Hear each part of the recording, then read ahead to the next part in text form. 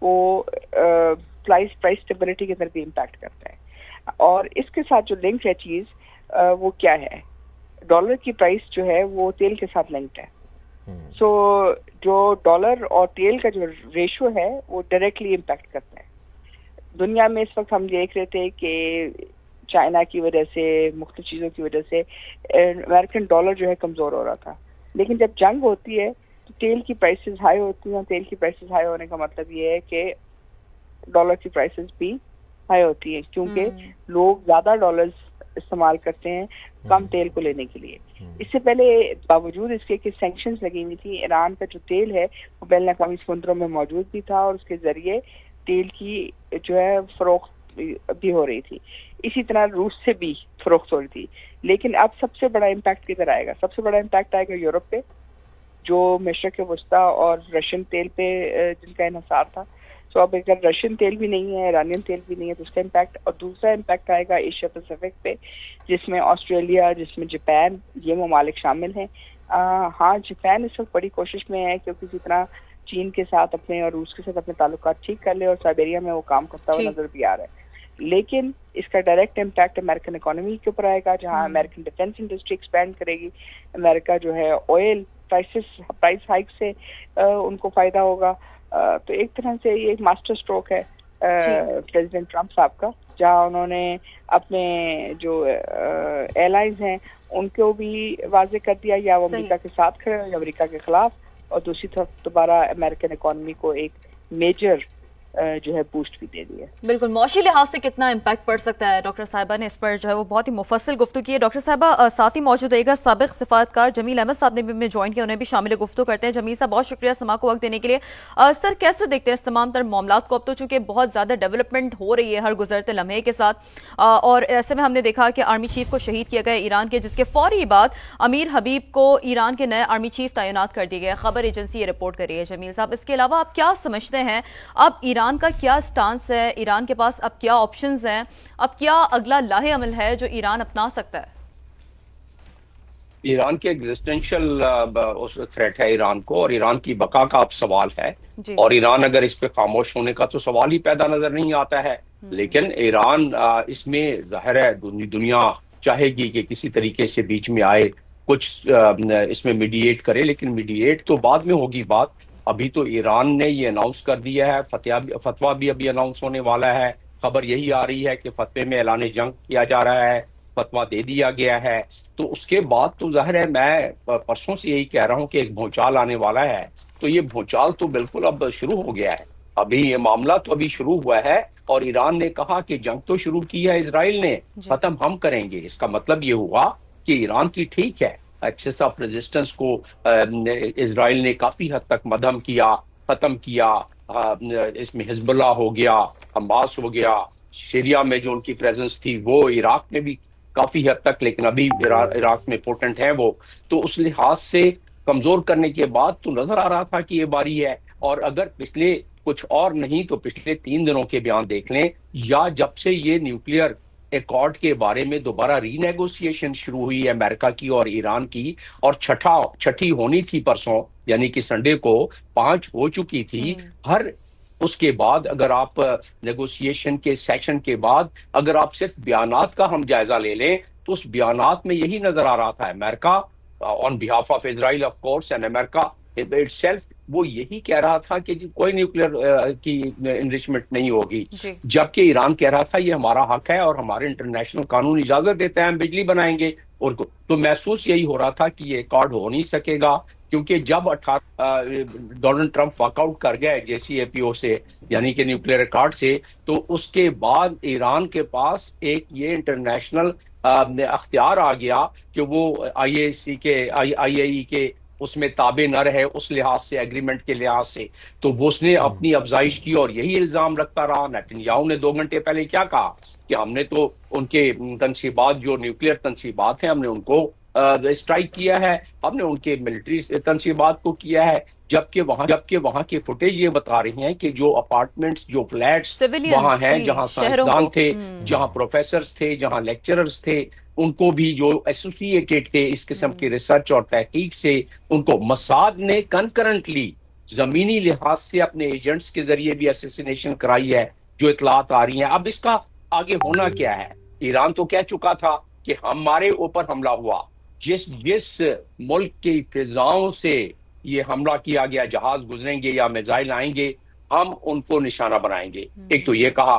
دوسری چیز انہوں نے کہہ دیا کہ ہم تنصیبات جو ہیں امریکہ کی، آپ نے دیکھ لیا کہ پچھلے 48 گھنٹے میں امریکہ نے اپنے فیملیز کو، جو ان کے فیملی تھے، ان کو کہا کہ آپ ادھر سے چلے جائیں ان علاقوں سے، خاص طور پہ یو اے ای، سعودی عربیہ اور باقی خلیج کے ممالک سے. تو اس کا مطلب تو یہ تھا کہ تیاری چل رہی تھی. مائیکل روبیو کہہ رہے ہیں کہ یہ تو یونیلیٹرل ہے انسٹانس اسرائیل کا کہ انہوں نے حملہ کیا ہے، ہم سے نہیں پوچھا ہے. اسرائیل کہہ رہا ہے کہ ہم نے تو کنسلٹ کیا ہے.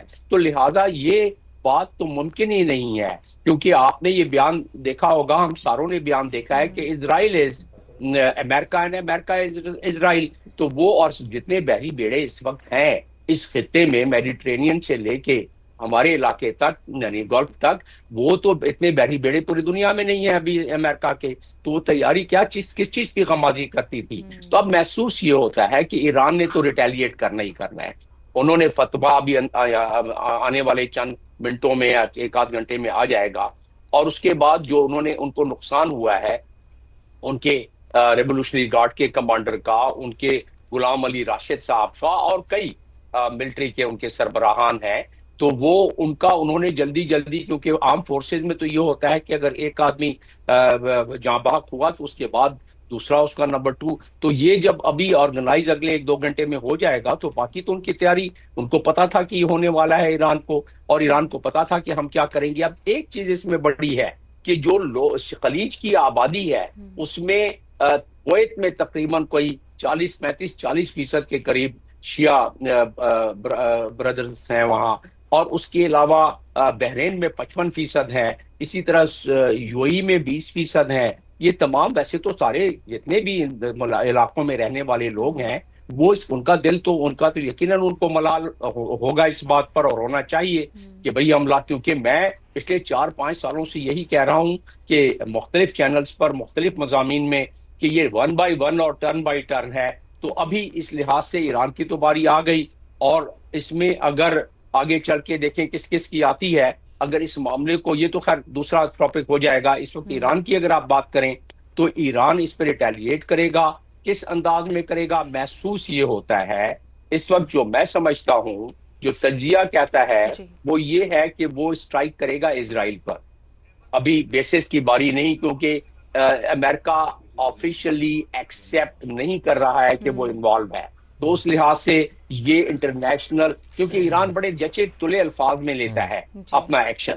اس مرتبہ محسوس ہوتا ہے کہ وہ جچے تلے الفاظ تو اپنی جگہ پر، لیکن اس کا اپنی ایگزسٹنشل، اپنی بقا کو بچانے کے لیے اس مرتبہ جو اس کے پاس قوت صلاحیت ہے، اور بڑی قوت صلاحیت ہے، پورے خلیج میں سب سے بڑی طاقت تو وہی ہے. یہ بڑا اہم سوال ہے جمیل صاحب جو آپ نے یہ اٹھایا ہے. یہ بڑا اہم نقطہ بھی ہے کہ اب ایران کی ریٹیلیشن دیکھنی ہوگی، کس طرح سے وہ ریٹیلیٹ کرتا ہے اور کس طرح سے وہ اس کا جواب دیتا ہے. کیا وہ اسٹرائک کس طرح ایئر اسٹرائک کرتا ہے، یا پھر ڈرون کے ذریعے اسٹرائک کرتا ہے، میزائل کے ذریعے اسٹرائک کرتا ہے. تو احمد سعید مناز صاحب بھی ہمیں جوائن کر چکے ہیں. احمد سعید مناز صاحب، ایک تو اوور آل سچویشن کے اوپر آپ کیا سمجھتے ہیں کہ یہ سچویشن کہاں جا کر ختم ہوگی، اور دوسرا اب ایران کے پاس کیا آپشنز ہیں، کس طرح سے وہ اسٹرائک کر سکتا ہے؟ جی کافی ایوالونگ سچویشن ہے اس وقت ایران کے اندر، اور اسپیشلی جس پہ امپیکٹ آئے گا پاکستان کے اوپر بھی. ڈیسیژن میکر جو ہمارے سرکلز ہیں وہاں پہ امپیکٹ آئے گا. جمیل صاحب بالکل ٹھیک فرما رہے تھے کہ ٹرن بائی ٹرن 1 by 1 والی بات ہے یہاں پر. وہ مائٹ از رائٹ کی جو ہے وہ تھیوری جو ہے وہ اس وقت پوری دنیا پہ اس وقت مسلط ہے. وہ جو انٹرنیشنل لبرلزم یا گلوبلائزیشن کی بات کی جاتی تھی انٹرنیشنل ریلیشنز کے اندر، وہ بڑی بری طرح ڈینٹڈ ہوئی ہے. وہی مائٹ از رائٹ، اور جس کے ہاتھ میں طاقت ہے اور جس کی جیب بھری ہوئی ہے پیسوں سے یا اکانومی اس کی اسٹرانگ ہے، وہ دنیا کو رول کرتے ہوئے نظر آتے ہیں. اب مستقبل کے اندر میں سمجھتا ہوں کہ ایران نے اکتوبر 2024 کے اندر بھی ضرور ریٹیلیٹری اٹیک کیا تھا، لیکن وہ سمبولک کائنڈ آف جو ریٹیلیشن تھی کہ جس میں ایسا لگتا تھا کہ جیسے کو انفارم کر کے یہاں سے ڈرونز کے میزائل بھیجے جا رہے ہیں، جو چند کی وہاں پہ اسرائیل کی سرزمین پہ گرے، باقیوں کے راستے میں انگیج کر لیا گیا تھا. ابھی بھی آپ دیکھیں تو ایریل جو اٹیکس ہوئے ہیں وہ اسرائیل سے فلائی کر کے یہاں تک آنا और उनका कॉम्बैट रेडियस मेरा नहीं ख्याल इतना है कि वो ईरान में आके इतनी प्रिसीजन के साथ अटैक करें कि रिहायशी इलाकों में जहाँ पे ईरानी रेवोल्यूशनरी गार्ड से कमांडर्स या फॉर दैट मैटर उनके जो जौहरी साइंसदान रहते थे रिहायशी इलाकों में, उनको वहाँ पे हिट किया गया। नतंज के अंदर भी जो उनका रिएक्टर है, एनरिचमेंट रिएक्टर, उसको हिट किया गया। तो इसमें जो अमेरिकन कह रहे हैं कि उनकी सपोर्ट इसमें शामिल नहीं थी, तो मैं समझता हूँ कि अब वो इतनी चीजें वाज़ेह तौर पर सामने आ रही हैं, लेकिन इसको डिप्लोमेटिकली या एट नेशनल लेवल जो है एक ईरान ने अमेरिकन ने पोजीशन जरूर ली है कि उसमें डायरेक्टली इन्वॉल्व नहीं है, लेकिन अब तमाम तकनीकी किस्म की जो सहूलतें हैं वो लाजमी जो इसराइल को है वो दी गई होंगी। अब ये जो कॉन्फ्लिक्ट है जो होने वाला, ये नेतन्याहू की स्टेटमेंट के मुताबिक फेज 1 था, और इस फेज 1 के बाद फेज 2 में वो मेरे ख्याल में मजीद जाके टारगेट्स को हिट करेंगे।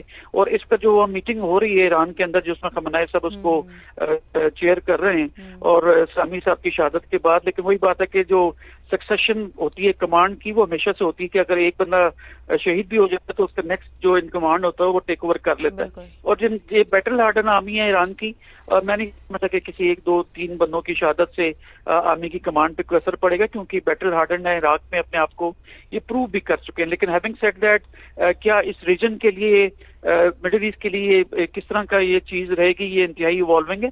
और इसके दरमियान में अगर आप देखें जो हमास की ओर या उन्होंने जो गजा के अंदर जो जितने भी कार्रवाइयां की हैं ऑलमोस्ट 100% ही खत्म कर दिया है गजा को, तो वहां पर देखें तो ओआईसी की जानिब से या फॉर दैट मैटर आरएलबी की जानिब से कोई ठोस स्टेटमेंट उस तरह से नहीं आई है। लोग सऊदी अरब की जानिब देख रहे थे, वहां से भी कोई इस तरह की स्टेटमेंट नहीं है जो कि जैसे गजा वाले जो हैं या मासूम जो वहां पे फलस्तीनी हैं वो वहां से कोई स्ट्रेंथ ले सके। तो मेरे ख्याल में वॉच एंड सी वाली बात ही होगी और अकॉर्डिंगली जो है लोग अपनी पोजीशंस लेंगे, लेकिन खासी इवॉल्विंग सिचुएशन। और पाकिस्तान के ऊपर एक पैराडॉक्सियल काइंड ऑफ सिचुएशन जो है वो इस वक्त आ सकती है कि हमने कहाँ पे खड़े होना है, क्योंकि ऑन दी ईस्टर्न बॉर्डर इस पर जो स्टेटमेंट्स आ रही हैं इंडिया की जाने से वो भी खास खातर ख्वाह परेशान कौन है, और वो एक एस्केलेटरी काइंड ऑफ स्टेटमेंट्स हैं।